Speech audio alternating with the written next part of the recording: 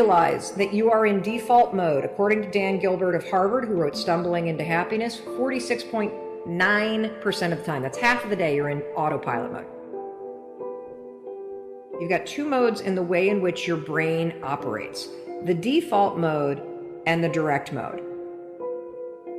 So default, I call autopilot. That's like the day, that's like when your thoughts drift. It's when you're on autopilot. It's when you go through your day without even thinking. The direct mode is the mode where you're present, where you're in the moment, where you're controlling what you think about. You have a choice. You're either going to repeat what you're doing or you're going to evolve it. There are two modes in your brain. There's autopilot and the things that you default to, and then there is your ability to deliberately choose what you are going to think about. And when you start to realize and embrace the fact that being a deliberate thinker is a skill, and it is one that I want you to master, and it's one that I want you to practice. Doing a mindset reset, it's not an event. It's a process, because the negative and limiting beliefs that you have that are already set to your default, those are encoded in the default network in your brain. And so it's going to be a process that you need to repeat.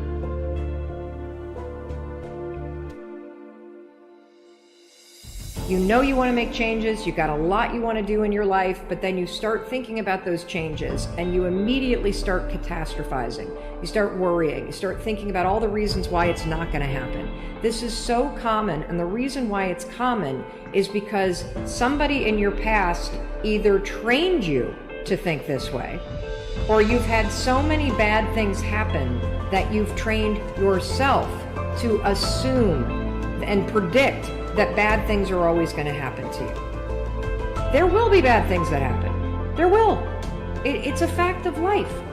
But if you are constantly allowing your mind to default to thinking that bad things will happen, or thinking that you're out of shape, or thinking that you're a loser, or thinking that you're not worthy, or thinking that things aren't going to turn out, it becomes your default mode of thinking. Your default mode of thinking, scientists call it the default mode network. The default mode network is a series of neurons in your brain that has automated certain things. The reason why we have a default mode network is because we need it. There's so many things that you and I have to do every single day that shouldn't require us to do a lot of thinking. The problem is thinking patterns become part of your default mode network. Your default mode is to say, I'm an imposter, I'm a loser, I'm not likable, nobody likes me, I'm not lovable. It has become part of your default mode network. And it's super important for you to realize that just like I could go from being a right-hander and teach myself how to be a left-hander, it is the exact same process for you to go from somebody who defaults to thinking negative garbage to becoming somebody who thinks directly. And just like learning to go from writing with your right hand to teaching yourself to write with your left hand, it is going to be a process, not an event. It is going to require you to switch out of the mode where you automatically grab the pen with your right hand and you direct your thoughts to deliberately grab this pen with your left hand. In the beginning, your handwriting is going to blow. You're not going to be able to read it very well. It's not going to feel familiar. It's going to feel clunky. The same thing is true with when you start to switch your thoughts from the things that you default to being very direct and deliberate, to thinking things that are positive, that are supportive, that are optimistic, that are full of possibility. This is the work of changing the patterns in your mind. There's no other way to do it. And you can do it. Just like you could teach yourself to go from defaulting from being a lefty to being direct and concentrating and teaching yourself to write with your right hand. You can do it. It's going to require you to move from default or autopilot into a direct way of thinking.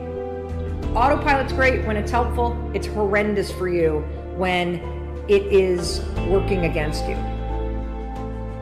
The number one thing that is going to stop you is the way that you think. Because if you can change how you think, you will, in fact, change your life. I believe the way that you think is a choice. I believe that you are either going to repeat the thinking patterns that you've always had this year, or you can evolve them. Because when you change how you think, you will change your life. We are trying to teach you how to become a more deliberate thinker. Think this, not that.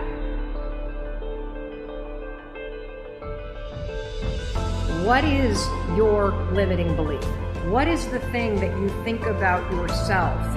Maybe your parents or your mother or your father taught you to think that way about yourself. Maybe you went through a horrible breakup and that person made you feel unworthy.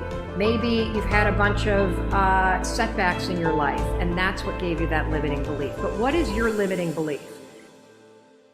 Now that you've identified your limiting belief, we're going to look at what is it costing you to choose to repeat it.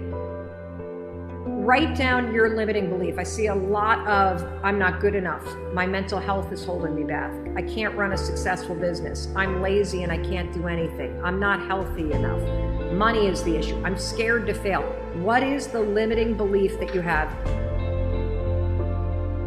Once you've written that down, you're afraid of failure, you don't deserve success, all that kind of stuff. I don't know how to start. These are excellent. You're doing an excellent job. The first step to moving from that default into getting deliberate is actually seeing it. So seeing it is fantastic because now we can start to understand that, whoa, this got programmed in, it's my default mode, I want to get rid of it. Here's what you're going to do in order to identify the cost, okay? You're going to ask yourself 3 questions, and they're very simple.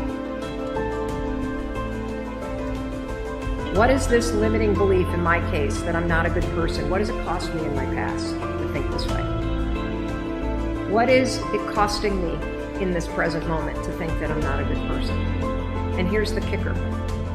If I don't evolve this, if I don't get deliberate, what is it going to cost me in the future to continue to think that I'm not a good person?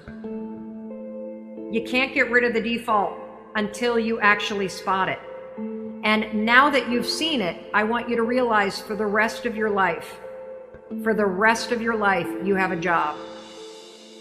And your job is to make sure that when that default network kicks back up and you start to murmur that you're too old, you're not smart enough, you're not good enough, that is a moment where you have got to do a mindset reset. This isn't the voice of God talking to me. This is some programming that's set on default. I don't have to live my life and I don't have to have a future where I constantly say things that are negative to myself. This is the most miraculous thing that I've ever heard. But the point is that if you don't get deliberate, you will be stuck with the default mode of thinking. And the way that you reprogram your default mode of thinking so that the default becomes positive and the default becomes courageous and the default becomes loving is first you catch the negative default, and second, you direct it to something deliberate. So instead of thinking, no one likes me, this is mine because I think I'm a bad person. No one likes me. What I want you to think instead is the right people love me. That's pretty powerful.